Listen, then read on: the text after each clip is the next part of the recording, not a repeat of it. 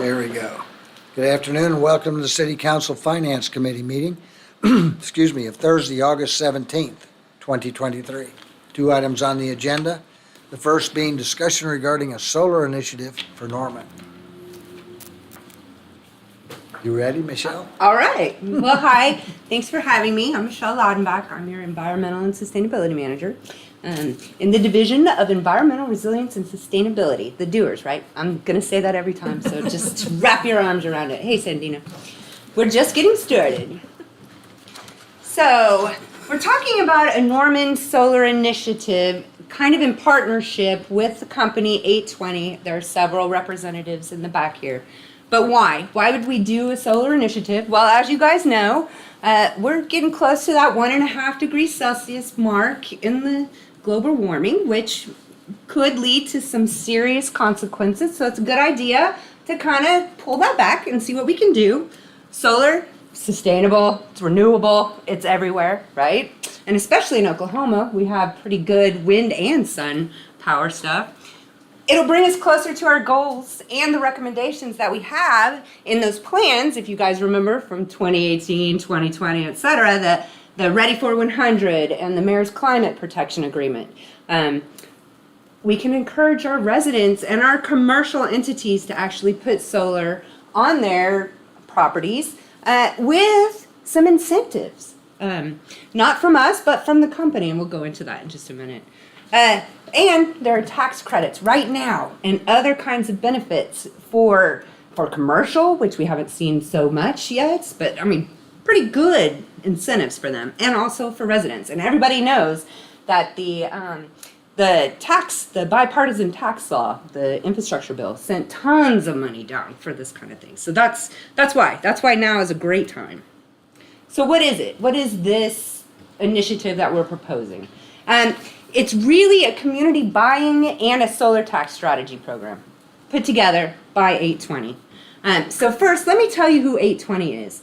You're like, who is this company? They were the ones that actually won the contract for the Solarize OKC program. So first thing I did, of course, was call ACOG and also OKC to see, I checked out, to see how they felt, if it was a good deal, if they liked the program.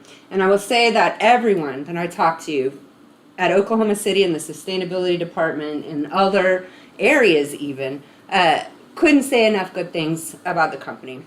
Including, they did do an RFP process and they only had 2 submissions.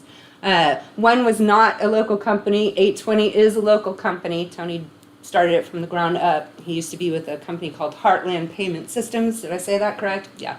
Which he also started from the ground up. But anyway, was the local company. They have all of their contractors are W-2. What does that mean? They're actually employees of the company, so they have a little more say on what their employees do, and they also can back what their employees do. They said that they didn't have a single complaint from any resident on the install. That's huge. On the install. They had worries about the permitting process and stuff for the city, but that's just because the infrastructure to handle the massive influx of permits wasn't there. Guess what? Norman doesn't have that problem. Our permitting group, our planning, we're ready to go, set and ready to go to actually handle that kind of inflow, so we wouldn't have a problem there. Eric Pollard from ACOG, he's the guy that we deal with a lot for our air quality grants, etc. He couldn't say enough nice things and good things about it too. So that's the only reason why I'm here actually talking to you about it, because I wouldn't be up here if I thought it was going to be weird or creepy, or if they were going to do something shady. I think they're here to do a great job for not just our residents, but for the commercial. So what is it? They have discounts on their standard pricing for installation. There's a rebate program based on the number of people that participate. It's for commercial and residential users. This is huge. You can see Scott Martin in the back. I want to bring the chamber in. I hope to get your support so we can reach our commercial partners. I mean, they're huge users of electricity, right? And they haven't benefited from these programs. So let's bring us all together. The other good thing, and the reason that I was really great with this is there are provisions for our nonprofit and our low to moderate income folks, and that's important to me. So if we're gonna put solar in the city, let's do it for everyone, right? Let's make it to where the entire community benefits, because that's really what we want to do. It would be a promotion only within the city boundaries or corporate boundaries, and only for a limited time, of course, right? That's how promotions work. You get that sense of, oh boy, we got to do this, do it now so we can get the savings. But that brings more people together so you can get lower cost for the things that you're buying to put on, right? And that's how it works. What would we do as a city partner? Well, our part would just really be helping build a coalition of people, getting the word out, publicizing, promoting, talking about solar. We're not saying, hey, you should use 820 though. That's not what we're doing. What we're doing is we're saying, hey, look at this great promotion that 820 is doing in our city. You can take advantage of it, and you will get a deal and a benefit. You're free to use anyone else, and if they have discounts, that's great too. Really what I want to do is push out the idea that now's the time to solarize Norman. Now's the time to get in there and actually make this difference that we want to make on our climate, on our environment, for our residents, for our people. So, and this is cool. There's a potential for a community project that 820 funds just for us, wherever we want to put it. What does that look like? Could be a solar canopy somewhere. It could be, a solar project on a building that we have. It could be, whatever we want. Yes, ma'am. When you say solar canopy, imagine like Andrews Park, the skate park area, parents waiting under. Right. Yeah. That's exactly, Ms. Grant, what I would see. Something like that. Could be, yeah. I was thinking, but that's just me, and it could be anything. But when I thought solar canopy, I thought over the amphitheater, but that's just because we couldn't have music at Earth Day because it rained, that kind of thing. So that's, yeah. But exactly, that kind of thing. The skate park is a great idea because it's so, yes, ma'am. And also that thought, could the community have input on the type of project, like a solar canopy? So glad you asked that. I was about to say that right now. That is the thing about the community project. This is where we can bring input in from our community members. So let's have one of those, where you have the consensus decision making, where you come in and you write down what everybody wants, and then you get together and you decide. Absolutely. Why do you think I'm so excited, right? So what are the benefits by the types? Well, here you go. Residential gets benefits, commercial, nonprofit, and LMI. And you can see the discounts and the rebates. And I'm going to go over it a little bit more. I'm going to give you time so I don't have to read over the entire slide. And you also have these slides. I've taken some of the information and put them in mine. But you have 820's actual presentation from before. So it's all there as well. The cool thing is they work with a group of Brightwell, did I say that right? Donors who help and are willing and want to help our LMI and our nonprofits put in solar for them. So what are our goals? So within the initiative, right, you have a goal, a big goal. In Oklahoma City, they had a goal of, what was it, 400 come on, 400 kilowatt. We can do that, right? And look, for 600, it's only 25 homes, one commercial, maybe two commercials with 50, two nonprofits. You see how it's an easy mix to get this target, the smaller target. And so ours for Norman would be 600. But listen to this. This is really exciting. Oklahoma City, and like I said, remember, they had a really hard time with their permitting system. They had to say, stop, we're done. When they did, which wasn't even toward the end of the promotion, they had already gotten 1.4 megawatts. And they stopped, and that's without commercial. Holy cow. So the biggest one in the country, right, was Asheville, North Carolina. OKC too. But Asheville, what if we beat them? 1.5 megawatts, right? City of Norman, hot dog. Anyway, I already know we're number one, but number one in solar install? All right. Here's an idea of what the initiative pricing kind of looks like. There's discounts. So they provide discounts from their standard pricing, and I'm going to walk through that again, like I said. There's a commercial discount specific. They typically don't get any kind of, like I've been saying, they don't get a lot of attention from these kind of promotions. So there's a specific discount for them. It's the time sensitivity. That's how you get people to do it. Here's an example of the community buying program. So this is for residential. Let me actually I'll show you. Anyway, you can see the discounts. I've got a numbered example. So let me get to that. Wait a minute. I just messed. I'm so sorry. How do I go backwards? This is what I wanted to show. So these are the rebate tiers.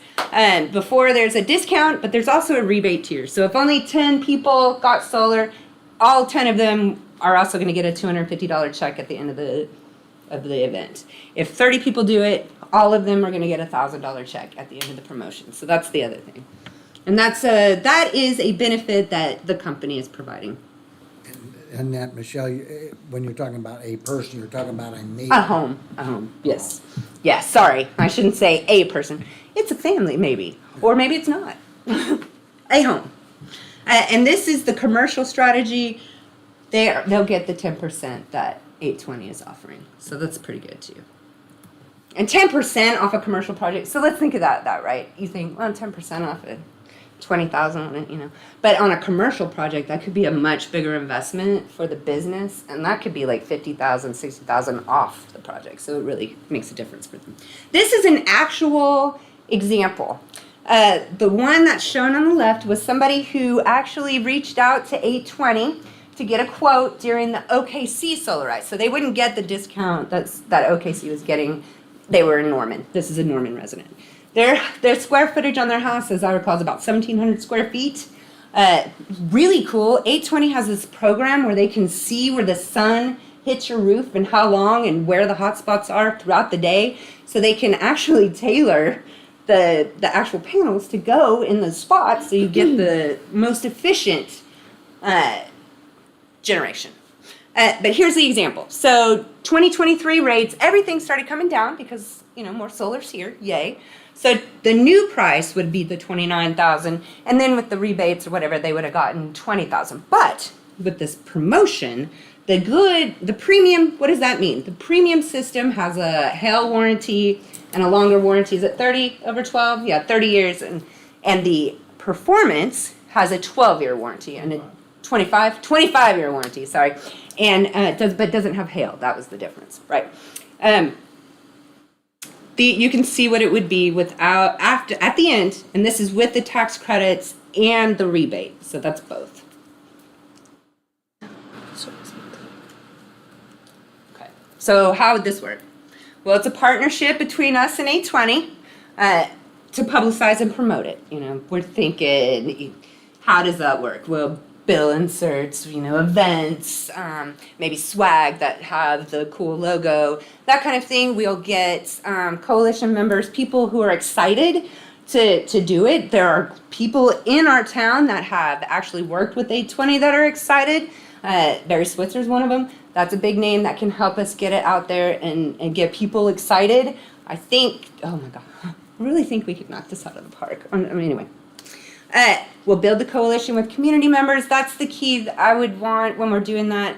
If you wouldn't mind, I would need folks that you would think in your wards, in your areas, in your realms, who you think would be great coalition people, partners who would come. Scott, I would ask the same of you, of course. Also, general and specific audience events. So what does that mean?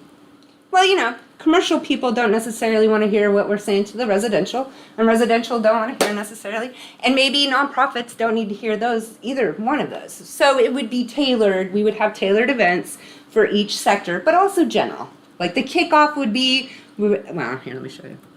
The kickoff would be, we were thinking like the Noun Hotel, because that's just really a cool venue. And that would be for general. So everyone would be invited, make it a big hoo-ha, woo, come out. We're at the Noun Hotel, let's talk about this initiative. And then, we might have a local resident where there's an awesome solar install site. Like I said, they have some really cool success stories in our town, in several areas of town. We could have the commercial info system session. We were thinking the Roadhouse. We thought that might be a cool venue.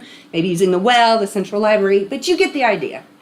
And then at the end, when we have the community project. We'll have a big unveiling, and we can bring everybody out, and everybody can celebrate the the community project. And then finally, when all of it is done, we'll have a huge celebration event, because I know we're going to be the biggest in the country if we do this right. I mean, you guys have to choose. I have added some appendix slides from 820. They're examples, pictures of installs that they have done. But this would be kind of the logo that we would use, or they would put out. It's kind of a fun yellow logo, swag, etc. And here are some examples. But look at this. I mean, some people think that solar's not going to look good. You hear it, right? It's going to look crappy on my house. That's an older home. It's going to, but it doesn't. They can make it look just like it belongs there. I personally wouldn't mind either way, but it's nice that they can, More examples. Look at these commercial. That's Simple Barn in Oklahoma City. But look at that. Wow. And that rooftop patio. All right. Anyway, you can tell that there are a lot of interesting and alternative ways to do things. We can hit commercial, and these are also in your slide, or your slide deck. This is how their process works from start to finish with commercial, and that's about all I have in terms of slides. But with that, what I would ask is that you would take this and think about it. Hopefully say yes, you want to do this, because I really think this could be great. Well, Community. talk about your interface with OG&E and OEC in this town. How do we have any experience working? Obviously, OG&E up in the city. In terms OEC, of, any different? They're both great. OG&E, we've got a great relationship. We are doing an install for Irving Middle School with OG&E. They're the ones that chose us to install theirs. Oh, okay. for that grant. We're working with them at the Regional Food Bank. We're doing the largest one ever with them. Great partnership. They're one of the best utilities to work with, honestly. They're really good. OEC's the same. They're great. They're obviously bought into solar behind the meter, in front of the meter with their field over here. But they're a great co-op, and they have different rules. So like I'm talking to you and you're at OEC, and you and you're at OG&E. We have to make sure we size the systems to meet their rules and do their interconnection processes, but we tailor them to make sure we treat everyone right. But yeah, those utilities are great partners. We never go over like really what they produce. So they're not incentivizing people to build fields on their homes. Yeah. Just take care of your own energy. But they're really good partners. And the idea is to null out your own electrical bill? You want to get it down to like at OG&E, you're at $20 if you can, because that's the minimum you have to have, or 14. 14. I think OEC might be 20. But yeah, you still stay connected. So if there's clouds for the next 7 days, or whatever, something happens, you're still on the grid. And at night, you have to pull from the grid.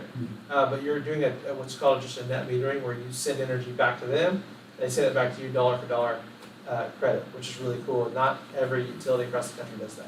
So they're actually really favorable. Yeah, you overproduce to the day to balance out what you use at night, and that just sort of matches out wherever you need to be. Carrie Evenson did it. She also had HOA issues, but she put it on I don't know if you guys might remember. She was one of our employees. Anyway, she put it on a pergola in her backyard, and her bill was never over like $7 a month, ever. Not even 20. Yeah, it might be. I don't know, because it was low. Can't do it in Denver. You can do that. But here's the other thing, though. You know, guys, Not as good as normal, but we can also take advantage of that's what, we as a city can also take advantage of the initiative and get savings on if we have projects that we want to put in. So that's also something. Thoughts, questions, or direction? Yes, sir. Just because there's a lot of people that know about solar in the room. Yeah. So really the only question or concern I've heard from people about solar panels is the frequency and intensity of hailstorms we're having in Oklahoma now. And what is the best way, if they make that investment, is it going to get messed up by those storms we've been having? Is there a way to protect them? Or It's is a there great question. You're right. It's the number one we get. And so Daryl's not here, but he gave an example of the OEC over here.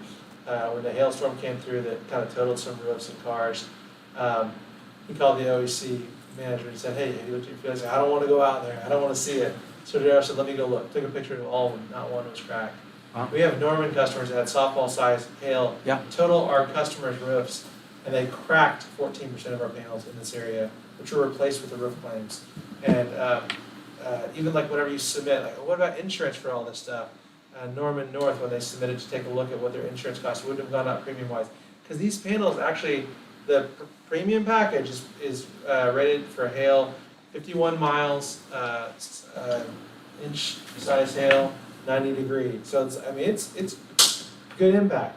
They're stronger than composite roofs. So that's a change though over the past decade. Yeah. It used to be a little more fragile, and now they're really good. Even the performance version is really good. I have those on my house, and they have not broken in any hailstorms. I haven't cracked one. So you think you put it mostly on south. Hail doesn't always come from the south anyway, so you kind of have a natural barrier to that, at least the direction of it. So it's just way more resilient than I think people realize. It's a polymer sheet, not a glass sheet. It is glass, yeah. But they're very resilient. Yep. Appreciate that explanation. Yeah. That's all the question I have. One other thing, just because you brought it up, is that the systems that we typically install, like on the residential side, when those 14% got cracked and damaged, they still produce power. Kept working. They just didn't produce as much because they have cracks and deformities. Over time, they'll spider into Yeah. the thing. But at first, they didn't, and they were replaced. Yeah, so it's not an all or nothing proposition. It's not we had a hailstorm, now our system doesn't work. It's just we assess the damage in your claim. Typically, if those panels get damaged, you're going to have repairs to your roof. So when that's happening, we replace the panels as well. Oh, I did have a question about that because somebody asked today. What do you do if you need to have a new roof? It's a really good question. So we work with people directly. We did this when the Norman hail came through, right? We send a crew out. We take all the panels off. The roofer comes in, replaces the roof, and we come out the next day and put them back up. And so the system is already in place. No need to change anything else on the system. We give new feet and bring the same rails and panels and put them right back on. And that's all covered by the insurance claim. It's a pretty simple process. Fantastic, thank you. Sorry, I had a question. Anything the chamber wants to put in? Wants to know or say? Either. Well, we met with Tony and the team not long ago, and we've always been supportive of kind of an all-above energy and looking for innovative ideas like this. So we love this and think that Norman's just the right place for something of this nature. We'd love to partner with Michelle and the rest of you to help spread the word about this kind of project. And so hopefully, if you see the wisdom in advancing this, then we'd like to walk alongside you.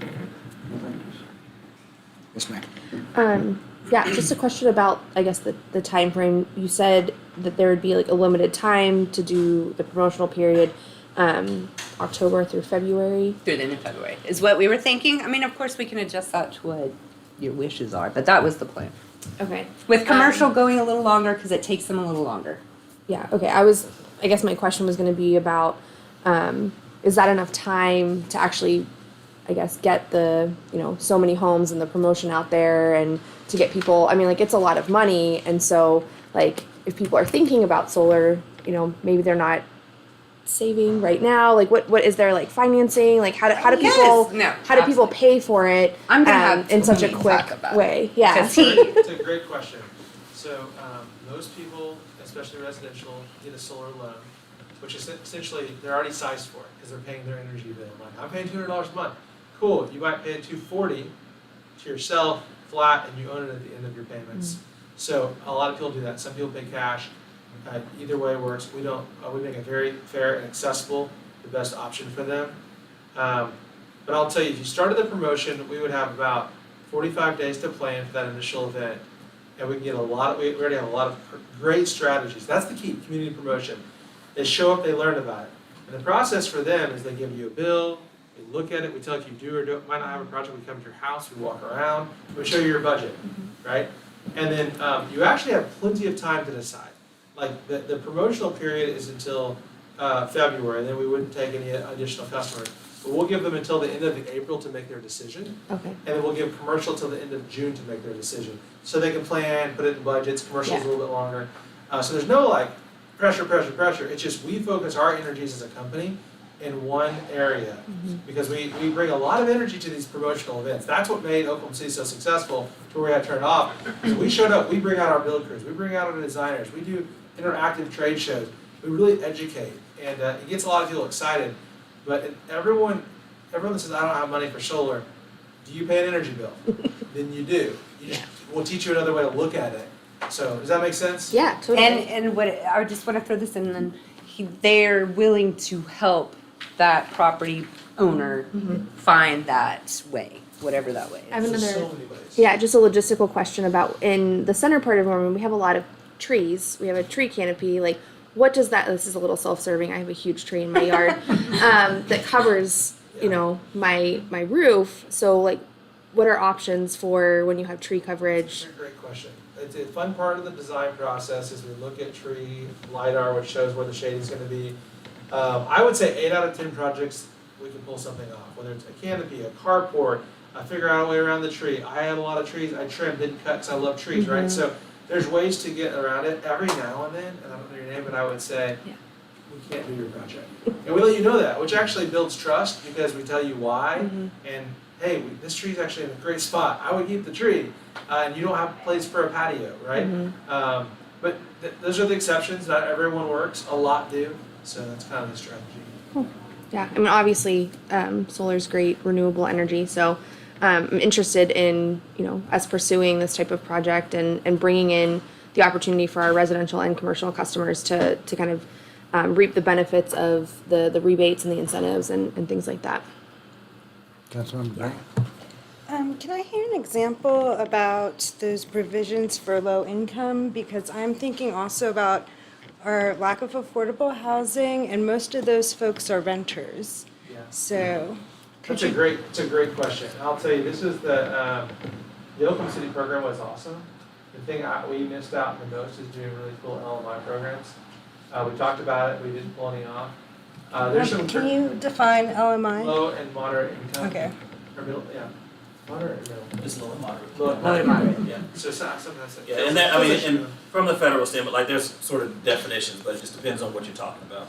But it's just low and moderate income are those sort of families that they've kind of mapped with particular criteria, just depending on which program we're talking about. And so once you find those criteria, there's actually additional grant monies and monies available that we've been partnering with. There's capital that banks right here locally, and there might be one in Norman that we can partner with, but there's definitely some in Oklahoma City that want to lend these loans to put people in a really good position.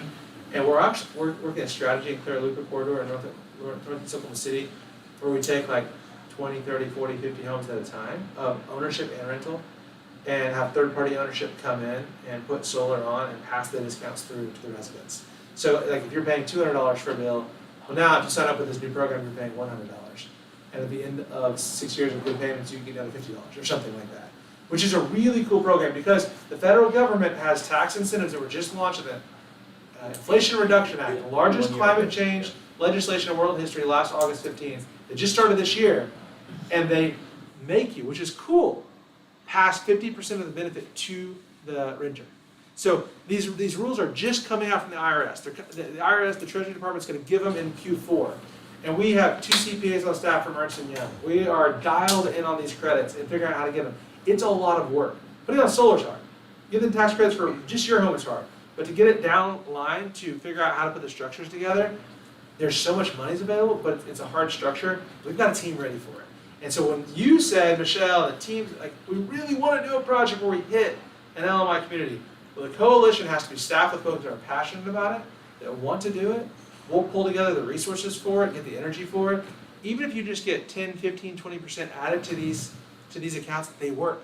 They work. So if the city has an affordable housing project it's working on with 75 units, that It's would be a great. perfect It's marriage. great. They actually have a bonus 20% credits available for them we can apply to the Treasury for.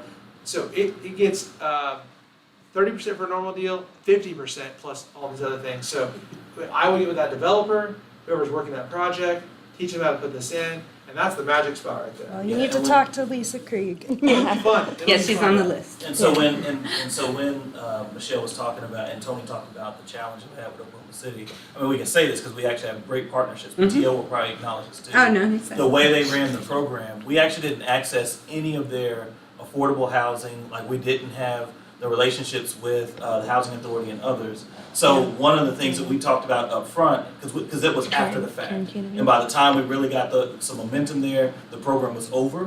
Mhm. In this case, we were trying to have those conversations up front Up front. and really attack it, because we had all the tools together, but we just didn't have the partnerships. He's spot on, and this brings in folks like the chamber, developers that are doing these projects for affordable housing. Like, we didn't have the chamber at the table in Oklahoma City.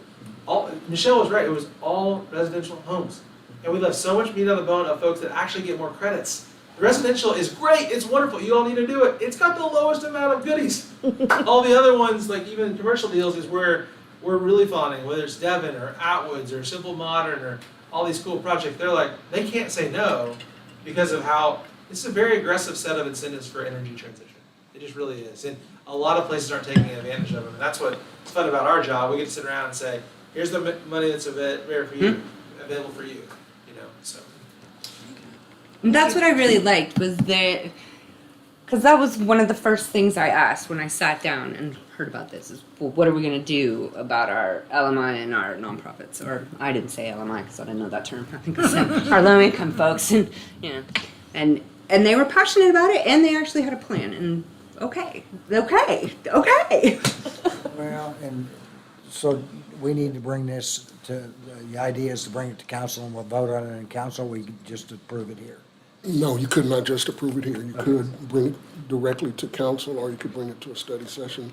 The questions that I would have would be about that RFP that Oklahoma City did. Okay. We cannot endorse an individual business. Right. The chamber can. But without doing some sort of RFP process or adopting the one that they did, there'd be some concerns about that. Okay. So just some questions for legal Yes. about that. Study session.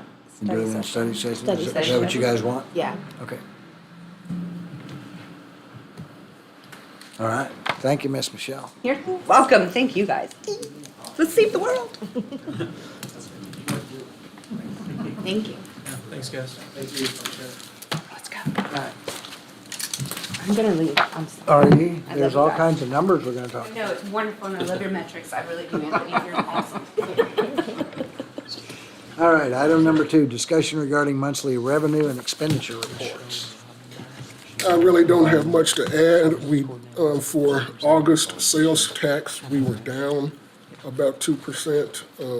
So we started off the fiscal year very well, took a step back this month. We'll kind of see how it goes going forward. We were the number one in our comparable cities last month and toward the bottom this month, so we're kind of all over the place.